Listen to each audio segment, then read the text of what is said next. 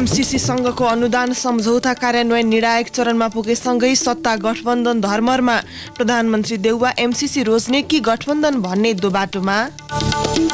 सर्वसाधारणको शान्ति सुरक्षा र दैनिक जीवनलाई प्रत्यक्ष असर गर्ने कानून बनाउन सरकार र प्रतिनिधि सभाले व्यवस्था गर्दा अध्यादेशहरू निष्क्रिय हुँदै प्रतिस्थापन विधेयक ल्याउन सरकारको अलमल। विगतमा बनेका समितिका प्रतिवेदन अलपत्र भएका बेला परराष्ट्र नीतिबारे संसदीय उपसमिति गठनलाई लिएर टिप्पणी। बदलिदो अन्तर्राष्ट्रिय परिस्थिति अनुसार नीति बनाउन सुझाव दिइने उपसमितिको भनाई। राष्ट्रसङ्घीय सुरक्षा परिषदको बैठकमा युक्रेनको विषयलाई लिएर अमेरिका र रुसबीच आरोप प्रत्यारोप। रुसको सैन्य गतिविधि दशककै सबैभन्दा ठूलो भएको अमेरिकाको भनाई। र नेपाल र मरिसियस बीचको मैत्रीपूर्ण खेल आज, अघिल्लो खेल जितेकाले राष्ट्रिय टोली उच्च मनोबलमा। नमस्कार, कान्तिपुर डायरीका साथमा साथी रमेश र म केशु। समाचार अब विस्तारमा। अमेरिकी सहयोग नियोग मिलेनियम च्यालेन्ज कर्पोरेसन एमसीसीसँगको अनुदान सम्झौता निर्णायक चरणमा प्रवेश गरेसँगै सत्ता गठबन्धनको भविष्य पनि अन्यलमा परेको छ। सम्झौता अविलम्ब संसदबाट पारित गराउन प्रधानमन्त्री शेरबहादुर देउवाले निर्णायक अग्रसरता लिनुभएको छ भने उहाँका सहयात्रीहरू सम्झौता यथास्थितिमा अनुमोदन नगर्ने अडानमा छन्। प्रधानमन्त्री देउवाले फेब्रुअरी 28 भित्र एमसीसी बारे संसदको औपचारिक जवाफ दिने जानकारी अमेरिकी अधिकारीहरूलाई दिनुभएको छ। यता माओवादी केन्द्रका अध्यक्ष पुष्पकमल दाहाल र एकीकृत समाजवादीका अध्यक्ष माधव नेपालले तत्काल यो सम्झौता अनुमोदन गर्न नसकिने अडान लिनुभएको छ। दुवै वामपन्थी दलभित्र यो सम्झौताको विरुद्धमा आवाज उठिरहेको छ। सत्ताको अगुवा दल कांग्रेस तथा सहयोगी माओवादी र समाजवादीका नेताहरू एमसीसीले गठबन्धन नभत्कने दावी गर्छन्, तर एमसीसी बारे आफ्ना अडान यथावत रहेको पनि दोहोर्याएका छन्। यो बीचमा एमसीसी रोज्ने कि गठबन्धन भन्ने स्थितिमा देउवा पुग्नु भएको छ। यस्तै कांग्रेस प्रतिनिधित्व गर्ने एक मन्त्रीका अनुसार अहिले एमसीसी अनुमोदन गरेर जेठमा स्थानीय निर्वाचन जान नसकिने भनेर माओवादी र एकीकृत समाजवादीका नेताहरूले गठबन्धनको बैठकमा आफ्नो भनाई राखिसकेका छन्। उता जेठमा निर्वाचन तय भइसकेकाले अब प्रधानमन्त्री देउवाको बटम लाइन एमसीसी भएको छ। एकीकृत समाजवादीका एक नेताले भने जेठमा निर्वाचन गर्ने समझदारी बन्न साथै प्रधानमन्त्री एमसीसी सम्झौता अनुमोदन गराउने विषयमा सक्रिय हुनुभएको छ। हामीले धैर्यपूर्वक छलफल गरौँ भनेका छौँ। स्थानीय तह निर्वाचन जेठमा गर्ने समझदारी सत्ता गठबन्धनमा बने पनि त्यसका लागि स्थानीय तह निर्वाचन ऐन 2073 संशोधनको प्रक्रिया र मिति तोक्ने काम अघि बढेको छैन। जनता समाजवादी पार्टी जसपाका संघीय परिषद अध्यक्ष बाबुराम भट्टराईले प्रधानमन्त्री देउवाको मनस्थिति बुझेरै गठबन्धन जोगाउन एमसीसी तत्काल पारित गर्नुपर्ने विचार प्रकट गर्नुभएको छ। प्रधानमन्त्री देउवाले मध्य फागुनसम्म एमसीसी अनुमोदन गर्न नसके त्यसको असर नेपालको दीर्घकालीन आर्थिक विकासमा पर्ने तथा शक्ति राष्ट्रले बदल्न सक्ने रणनीतिको चेपुवामा नेपाल पर्न सक्ने खतरा औल्याउनु भएको छ। सर्वसाधारणको शान्ति सुरक्षा र दैनिक जीवनलाई प्रत्यक्ष असर गर्ने कानून बनाउन सरकार र प्रतिनिधि सभाले व्यवस्था गर्दा तेस्रो पटक पनि अध्यादेशहरू निष्क्रिय हुने भएका छन्। अघिल्लो सरकारले पहिलो पटक 2077 असोज 12 र मङ्सिर 21 मा जारी गरेका 6 अध्यादेश तेस्रो पटक निष्क्रिय हुन लागेका हुन्। तेजाब तथा अन्य घातक रासायनिक पदार्थ प्रयोग गरी हुने हमलाका दोषी उप कडा कारबाही गर्न केपी ओली नेतृत्वको तत्कालीन सरकारले असोज 12 मा अध्यादेश ल्याएको थियो। तर यो अध्यादेश यसभन्दा अघि 2 पटक संसद पुगे पनि छलफल नै नभई निष्क्रिय भएको थियो। यसपटक पनि त्यही नियति दोहोरिँदैछ। त्यसै नेपाल प्रहरी र प्रदेश प्रहरीको कार्य सञ्चालन, सुपरिवेक्षण तथा समन्वय गर्न बनेको अध्यादेश पनि फेरि अन्यलमा परेको छ। फौजदारी कसुर तथा फौजदारी कार्यविधि सम्बन्धी केही संशोधन गर्ने अध्यादेश पनि जारी गरेको थियो। यो विषयमा पनि संसदमा अहिलेसम्म छलफल नै भएको छैन। त्यस्तै 2077 मङ्सिर 21 मा यौन हिंसा विरुद्धका केही ऐनलाई संशोधन गर्ने अध्यादेश र सामाजिक सुरक्षा पहिलो संशोधन अध्यादेश जारी भएको थियो। बेलैमा संसदमा प्रतिस्थापन विधेयक नल्याउँदा ती अध्यादेश 2 पटक निष्क्रिय भइसकेका छन्। सरकारले अध्यादेश जारी गरेपछि संसदको पहिलो बैठकमा पेश गर्नुपर्छ। संसदमा पेश भएको 60 दिनभित्र प्रतिस्थापन विधेयक नल्याए अध्यादेश निष्क्रिय हुन्छ। सरकारले गत मङ्सिर 15 मा पुराना सहित 6 वटा अध्यादेश जारी गरेको थियो। संसद अधिवेशन आह्वान हुनुभन्दा 13 दिन अघि जारी गरिएका अध्यादेशको प्रतिस्थापन विधेयक ल्याउन सरकारले चासो दिएको छैन। प्रतिस्थापन विधेयक नल्याए तेजाब आक्रमण गर्नेलाई 20 वर्षसम्म कैद, पीडितलाई 10 लाखसम्म क्षतिपूर्ति र रोजगारीको प्रत्याभूति गर्ने व्यवस्था सहितको अध्यादेश माघ 28 मा निष्क्रिय हुनेछ।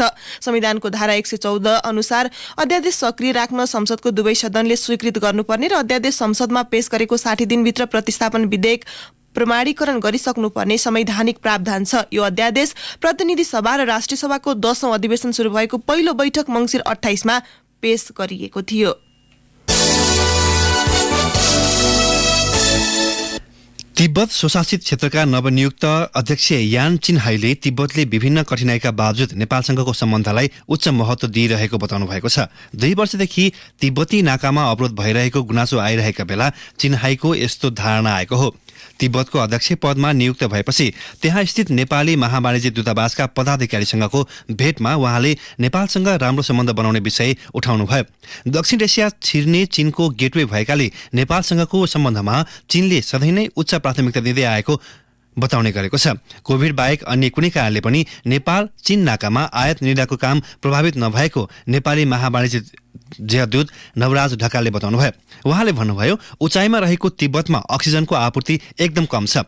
कोभिड छिरेमा स्वास्थ्य प्रणाली डामाडोल हुने भएकाले यस विषयमा चीन चिन्तित छ। त्यसैले नाकामा कडाई गरेको हो। कुरा त्यति हो। चीनले 2 वर्षदेखि कोभिडका कारण परिमार्जन गरेको अन्तर्राष्ट्रिय बन्दरगाह सम्बन्धी नीतिलाई अझै हेरफेर गरेको छैन। नेपाल मात्रै नभएर चीनका अन्य छिमेकी मुलुक मंगोलिया, लाओस, बैंकक लगायत देशमा पनि चीनले उस्तै नियम लगाएको छ। ढकालले भन्नुभयो, नेपाल नजिकको छिमेकी भनेर नै चीनले यति सजिलो गरिदिएको हो। चीनले तातोपानी नाकाबाट दैनिक 20 चिनिया ट्रक सामान नेपालतर्फ पठाउने गरेको छ। परिमाण नबढ्नुको कारण क्यारिङ क्षमता हेर्नु परेकाले पनि हो। क्यारेन्टिनको प्रक्रियादेखि चीनबाट पठाएका ट्रक फर्किन लाग्न समय भएकाले परिमाण नबढेको ढकालको भनाइ छ।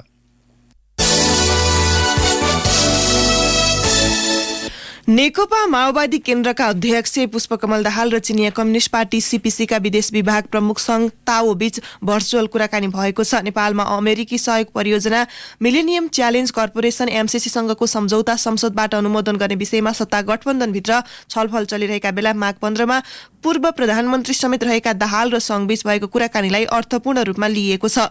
सङ्घले आफ्नो विदेश विभागको टोलीसहित कुराकानी गर्नुभएको थियो भने दाहालले खुमलटार स्थित निवासमा एक्लै बसेर कुराकानी गर्नुभएको थियो।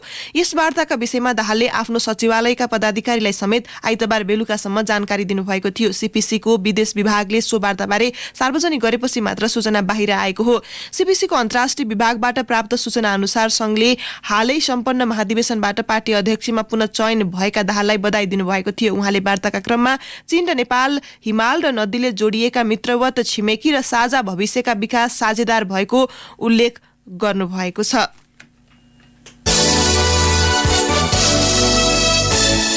निजी प्रयोगशालाले लिने पीसीआर परीक्षण शुल्कको 1/3 भन्दा बढी रकम बिचौलियाको हातमा जाने गरेको छ। सरकारद्वारा निर्धारित 1500 शुल्कमा न्यूनतम 500 देखि 700 सम्म बिचौलियाले कमिसन लिइरहेका छन्। उपभोक्ता आफै गएर परीक्षण गराउने बाहेक अधिकांश प्रयोगशालाले बिचौलियालाई पीसीआर नमुना सुनिश्चित गराए बापत निर्धारित रकम बुझाउने गरेका छन्। हाल निजी क्षेत्रमा पीसीआर परीक्षण गर्ने 45 वटा प्रयोगशाला छन्। निजी प्रयोगशालाका व्यवस्थापकले भने एउटा नमुना उपलब्ध गराए बापत कम्तीमा 500 देखि 700 रुपियाँ बिचौलियालाई कमिसन दिनु परेको छ। कमिसन दिएन भने हामीले काम नै पाउँदैनौँ। उपभोक्ताले तिरेका शुल्कमा कहिलेकाहीँ त 800 सम्म कमिसन बिचौलियाले पाउँछन्।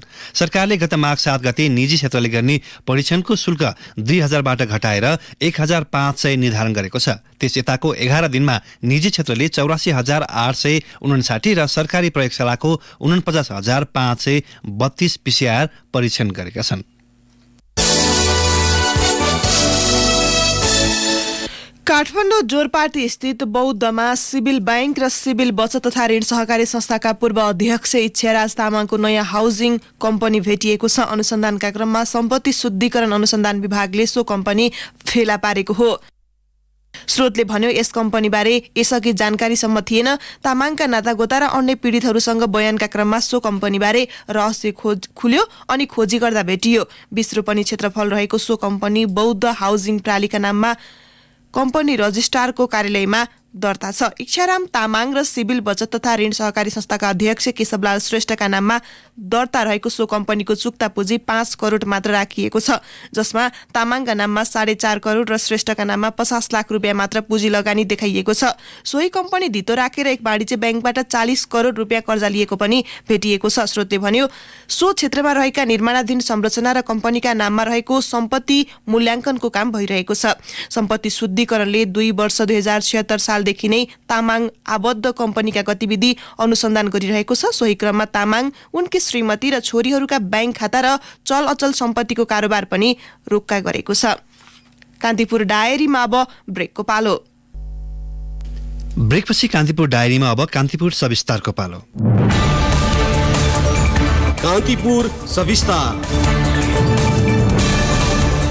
सरकार परिवर्तनसँगै महत्वपूर्ण पदहरूमा व्यक्ति फेरिनु, नयाँ अनुहारलाई राजनीतिक नियुक्ति दिइनु सरकारका प्राथमिकता फेरिनुलाई स्वाभाविक मान्न सकिन्छ। तर नेपालको हकमा परराष्ट्र नीति बनाउने विषय समेत परिवर्तन हुने र पटक्कै पछि जस्तो समिति वा कार्यदल बन्नुलाई यो क्षेत्रका जानकारहरूले अस्वाभाविक रूपमा लिएका छन्। केही दिन अघि परराष्ट्र नीति अध्ययनका लागि उपसमिति गठन भएपछि यसको औचित्य र आवश्यकतालाई लिएर टिप्पणी भएको छ। विगतमा सरकारले बनाएका समितिका प्रतिवेदनहरू अलपत्र भएपछि संसदीय उपसमितिले गरिरहेको अध्ययनमाथि प्रश्न उठेको हो। उपसमितिले भने बदलिँदो अन्तर्राष्ट्रिय परिस्थिति अनुकूल परराष्ट्र नीतिका लागि सुझाव दिने गरी काम गरिरहेको बताएको छ।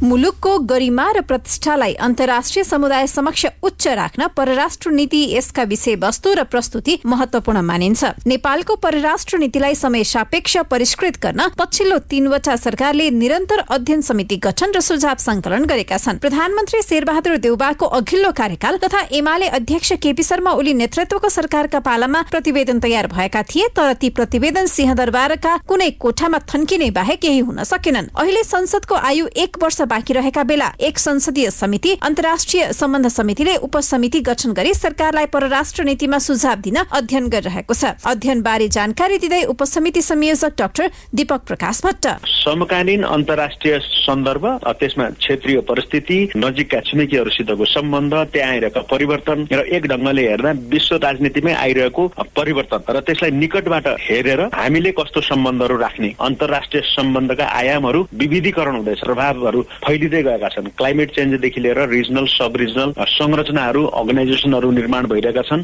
त्यसमा साझा हितका विषय र राष्ट्रिय हितका विषयहरूको उपस्थिति कसरी हुनुपर्दछ, यस अर्थमा समिति सक्रिय भएको हो। 2046 सालमा प्रजातन्त्र स्थापनापछि विभिन्न सरकारले हालसम्म आधा दर्जन प्रतिवेदन बनाइसकेका छन्। 2050 सालमा तत्कालीन परराष्ट्र सचिव उद्धव देव भट्टको नेतृत्वमा पहिलो पटक बनेको समितिले प्रतिवेदन बुझाएको थियो। त्यसपछि 2054 सालमा बद्री प्रसाद श्रेष्ठको नेतृत्वमा, 2062 सालमा मुरारीराज शर्माको नेतृत्वमा, 2073 सालमा श्रीधर खत्रीको नेतृत्वमा टोलीले प्रतिवेदन बुझाएका थिए। गत वर्ष तत्कालीन परराष्ट्र मन्त्री प्रदीप गिमालीले विज्ञहरूको सहकार्यमा तयार परराष्ट्र मामिलाको नयाँ नीति सार्वजनिक गरेका थिए, जसमा केही कमजोरी रहेकाले परिवर्तन गर्ने परराष्ट्र मन्त्री नारायण खड्काले बताइसकेका छन्। यो अवस्थामा अब नेपाल सरकारलाई सुझाव र विज्ञता आवश्यकता नरहेकाले कार्यान्वयनको इच्छा शक्ति विकास गर्न परराष्ट्र मामिला अध्ययन प्रतिष्ठानका पूर्व कार्यकारी निर्देशक डाक्टर इन्द्र अधिकारीको सुझाव छ। अब चाहिँ ज्ञानको कमी अथवा कुनै सूचनाको कमी अथवा कुनै सुझावको कमी भएका कारणले नेपाल सरकारले परराष्ट्र सम्बन्धलाई स्मूथली अथवा सन्तुलित हिसाबले अथवा व्यवहारिक हिसाबले अगाडि लान नसकेको चाहिँ होइन। तर के भइरहेछ भन्दा विज्ञहरूलाई असाइन गरिन्छ, विज्ञहरूले मेहनत गर्छन्, त्यो डकुमेन्टको रूपमा आउँछ, तर त्यो डकुमेन्टले चाहिँ व्यवहारिकताको लागि चाहिँ त्यसले कुनै स्पेस पाउने गरेको छैन। त्यसलाई गम्भीरताका साथ चाहिँ राजनीतिक नेतृत्वहरूले लिने गरेकै छैन। र विश्वमा आएका परिवर्तनसँगै परराष्ट्र नीतिलाई पनि परिष्कृत गर्न खोज्नु स्वाभाविक भए पनि कार्यान्वयन पक्ष महत्वपूर्ण रहेको विज्ञहरूको भनाइ छ। अमेरिकी सहायताको एमसीसी सम्झौताको उदाहरण दिँदै जानकार शम्भुराम सिमखडा परराष्ट्र मामिलाको कमजोरीकै कारण अहिलेको अवस्था आएको बताउँछन्, जसका कारण अमेरिकासँगको सम्बन्धमा केही दरार आउन सक्ने अवस्था सृजना हुनु परराष्ट्र नीतिको कमजोरीको परिणाम रहेको सिमखडाको बुझाइ छ। हामी गएर के भने सम्झौताहरू गर्छौं, सहीहरू गर्छौं बाहिर, तर फर्केर आएर हामी त्यसलाई पारित गर्न सक्दैनौं। अहिले एमसीसी को इक्जाम्पल छ। यदि हामीलाई त्यो आवश्यकता थिएन भने हामीले गएर सही नै किन गरे? अब एकताले सही गरिसकेपछि फेरि यत्रो चाहिने विवाद बढाएर बेकारमा भइरहेको राम्रो सम्बन्धलाई पनि प्रभावित गर्ने किसिमको परिपाटी अहिले बस्या छ। राष्ट्रिय हित र राष्ट्रिय स्वार्थलाई त हित गर्दैन भन्दाखेरि अब पार्लियामेन्टले सरकारलाई सुझाव दिन सक्छ। पार्लियामेन्टले गठन गरेछ भने ठिकै राम्रै कुरा हो। एकजना विज्ञ मान्छे त्यसमा के भने त्यसको नेतृत्व गरिरहनु भएको छ। त्यसले गर्दाखेरि म आशा राख्छु कि त्यसले राम्रो सुझाव देला। सरकारको नेतृत्व जुन पार्टी वा व्यक्तिले गरे पनि पर्याप्त इच्छा शक्तिको कमीका कारण अन्य विषय जस्तै परराष्ट्र मामिलाको क्षेत्र ओझेलमा पर्ने गरेको छ। तसर्थ संसदीय समितिले गरेको अध्ययनलाई सरकारले कार्यान्वयनमा लैजान सके यसको सफलता मान्नुपर्ने पर्नेछ। अन्यथा अध्ययन भए, प्रतिवेदन बने, सरकारलाई बुझाइयो भन्ने तहबाट माथि उठ्न सकिने छैन। रेडियो कान्तिपुरका लागि दिवा भट्टराई। कान्तिपुर सविस्तार।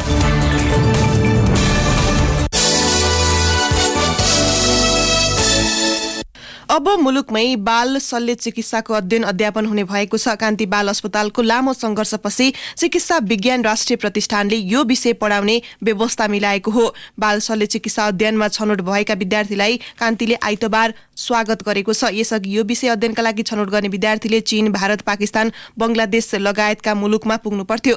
नेपालमा बाल शल्य चिकित्सक 24 जना मात्र छन्। तीमध्ये कान्तिमा 4 जना कार्यरत छन्। बालबालिकाको मुटु, कलेजो, स्नायु, मृगौला आदिका समस्याको अपरेसन गर्नुपर्दा बाल शल्य चिकित्सकले गर्छन्।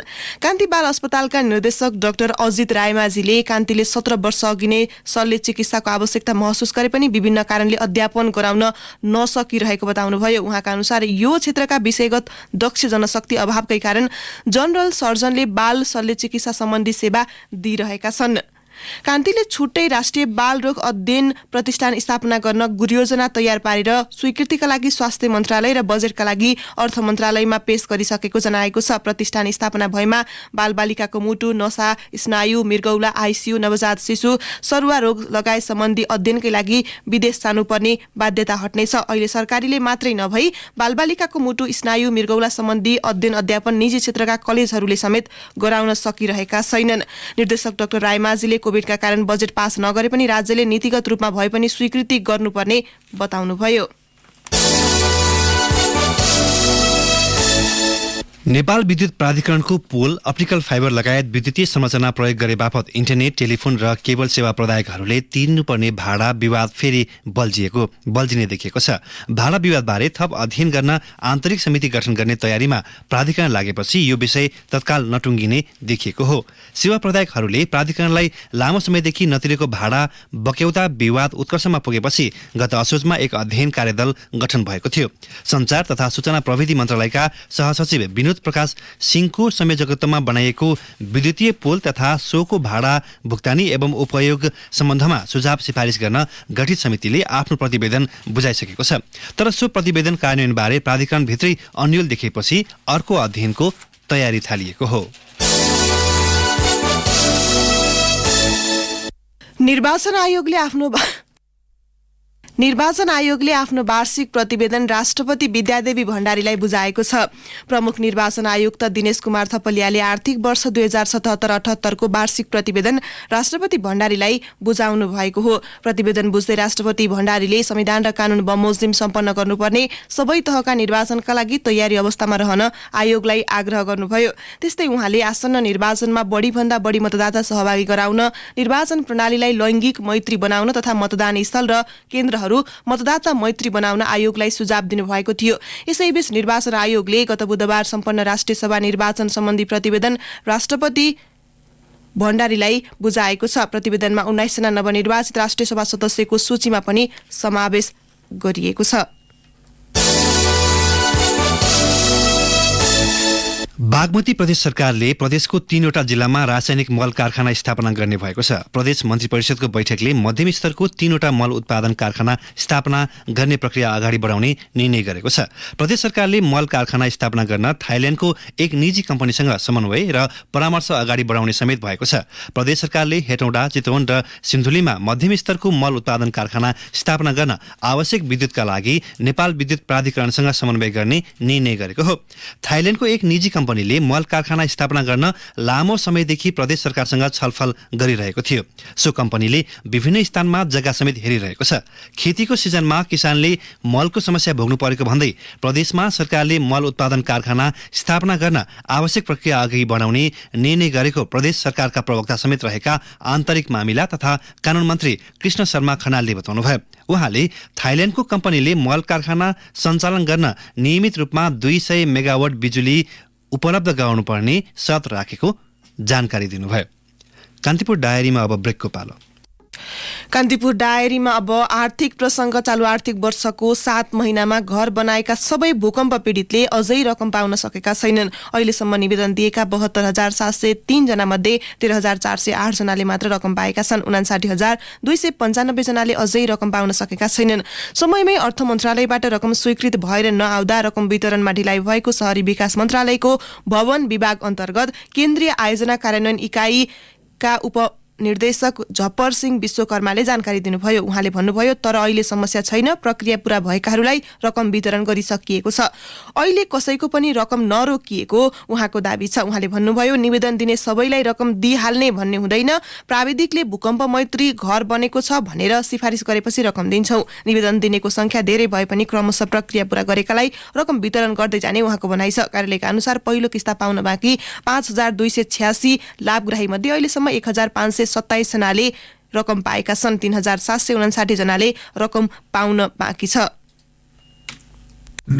स्वीकृत मापदण्ड विपरीत चुनढुङ्गा खानी उत्खनन गरी राजस्व छलेको कसुरमा खानी उद्योगका 9 जना सञ्चालक विरुद्ध भ्रष्टाचार मुद्दा दायर भएपछि 3वटा व्यावसायिक संघ संगठनले व्यापारीहरूबाट भएका अपराध ढाकछोप गर्न फर्जी दाबी सार्वजनिक गरेका छन्। नेपाल उद्योग वाणिज्य महासंघ, नेपाल उद्योग परिसंघ र नेपाल चेम्बर अफ कमर्स खानी सञ्चालकबाट भएका वातावरणीय अपराध र राजस्व छली सम्बन्धी कसुर ढाकछोप गर्ने गरी प्रतिरक्षामा उत्रिएका हुन्। महासंघका अध्यक्ष शेखर गोल्छा, परिसंघका अध्यक्ष विष्णु कुमार अग्रवाल र चेम्बरका अध्यक्ष राजेन्द्र मल्लले हिजो संयुक्त विज्ञप्ति जारी गर्दै माइनिङ स्किमभित्र रहेर चुनढुङ्गा खानी उत्खनन भएको गलत दाबी सार्वजनिक गरेका हुन्। जबकि तोकिएको स्वीकृत मापदण्ड विपरीत हरेक वर्ष चुनढुङ्गा उत्खनन गरेको विवरण खानी सञ्चालकहरूले नै खानी तथा भूगर्भ विभागमा पेश गरेका छन्। आरोपित प्रतिरक्षा गर्दै महासंघ, परिसंघ र चेम्बरका अध्यक्षहरूले सिमेन्टको मुख्य कच्चा पदार्थ चुनढुङ्गा उत्खननका लागि उद्योगहरूले माइनिङ स्किमभित्र रहेर उत्खनन गरेको गलत र फर्जी दाबीसहित विज्ञप्ति जारी गरेका छन्। उनीहरूले सार्वजनिक गरेको जिकिर र दाबी एकातिर, तथ्य र प्रमाण अर्कैतिर छ। प्रतिवादी बनाइएका 9वटा उद्योग र त्यसका सञ्चालकले आर्थिक वर्ष 2074-75 मा 17,52,850 मेट्रिक टन चुनढुङ्गा उत्खननको अनुमति लिएका थिए। आर्थिक वर्ष 2075-76 मा पनि उनीहरूलाई त्यति नै परिमाणको उत्खनन अनुमति दिएको थियो। दुवै आर्थिक वर्षमा कम्पनीहरूले 35,05,700 मेट्रिक टन मात्रै उत्खनन गर्न अनुमति पाएका थिए। तर खानी कम्पनीहरूले माइनिङ स्किम विपरीत आर्थिक वर्ष 2074-75 मा 16,81,090 मेट्रिक टन र आर्थिक वर्ष 2075-76 मा 7,63,178 मेट्रिक टन गरी कुल 24,44,268 मेट्रिक टन अतिरिक्त उत्खनन गरेका थिए। अब अन्तर्राष्ट्रिय प्रसङ्ग। राष्ट्रसङ्घीय सुरक्षा परिषदको बैठकमा अमेरिका र रुसबीच एक अर्कामा आरोप प्रत्यारोप गरी भनाभन भएको छ। रुसले युक्रेनसँगको सीमा क्षेत्रमा सेना परिचालन गरेको विषयमा छलफल गर्न अमेरिकाले बैठक बोलाएपछि अवस्था तनावपूर्ण भएको बीबीसीले जनाएको छ। अमेरिकाका प्रतिनिधि लिन्डा थोमस ग्रिनफिल्डले रुसको पछिल्लो सैन्य गतिविधि दशकमै ठूलो भएको बताउनु भएको छ। लगत्तै रुसका समकक्षीले आफ्नो मुलुकको मामिलामा अमेरिकाले अक्षम्य हस्तक्षेप बढाएको र अफवाह फैलाएको आरोप लगाउनु भएको छ। यस्तै युक्रेनमा रुसले हस्तक्षेप गरेमा रुसमाथि कडा प्रतिबन्ध लगाउने प्रतिबद्धता अमेरिका र बेलायतले गरेका छन्।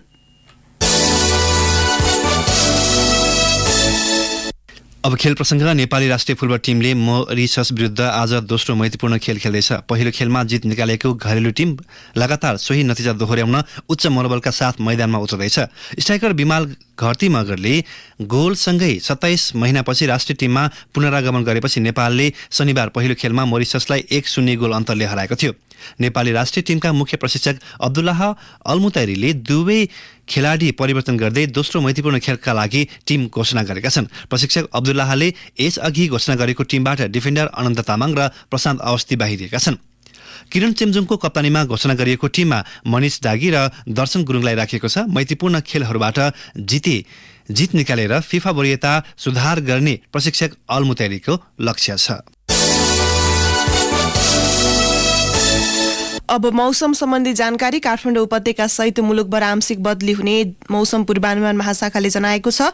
पश्चिमी न्यून चापिय प्रणालीको प्रभावका कारण प्रदेश 1, बागमती, गण्डकी, मध्य प्रदेश तथा प्रदेशका केही स्थानमा वर्षाको सम्भावना रहेको महाशाखाको अनुमान छ। केही बेर अघि 5 डिग्री सेल्सियस मापन गरिएको काठमाडौँ उपत्यकाको अधिकतम तापक्रम आज 13 डिग्री सेल्सियससम्म पुग्ने महाशाखाले जनाएको छ। सूर्योदय बिहान 6:50 भयो भने सूर्यास्त साँझ 5:44 हुनेछ।